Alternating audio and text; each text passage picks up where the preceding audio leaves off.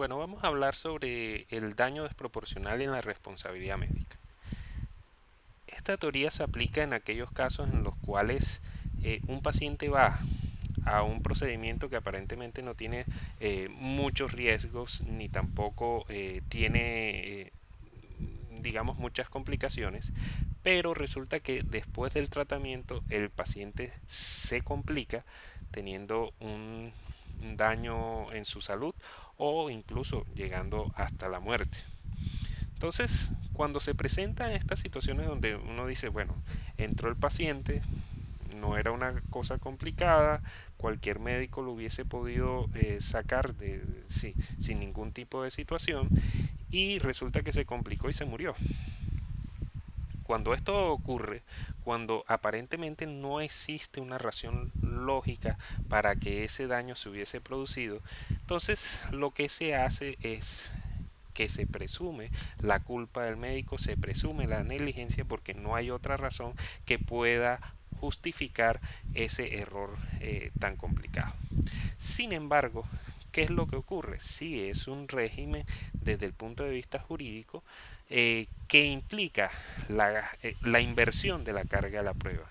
En el sentido de que si es un procedimiento que aparentemente no tiene riesgos y se generó un daño totalmente desproporcionado frente a ese procedimiento, pues se presume la culpa y el médico es el que tendrá que demostrar que utilizó todos los mecanismos y los protocolos en su actuación y que cumplió todas las reglas de la Lex Artis y que a pesar de eso se produjo un efecto adverso y ese efecto adverso es derivado de una situación muy particular o del paciente o digamos de la ciencia médica. Como sabemos, la ciencia médica no es exacta y es posible que diferentes pacientes reaccionen de manera diferente a determinados tratamientos dada su condición particular.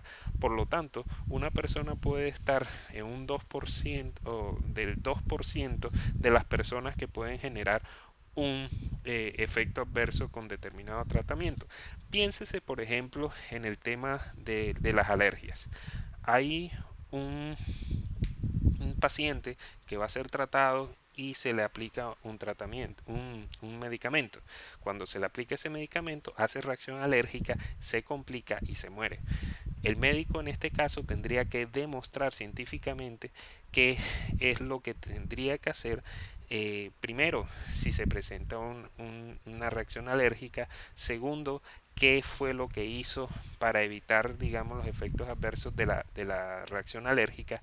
Y tercero, por qué el paciente no logró superar esa reacción alérgica. Entonces tendría el médico que hacer ese análisis para poderse defender en un caso así dado. Ahora bien, eh, en el tema digamos, de la doctrina del daño desproporcional, como les dijimos, es una inversión de la carga de la prueba de haber utilizado bien la ciencia y la Lex Artis y su diligencia para tratar al paciente. Sin embargo, el paciente tendrá que demostrar que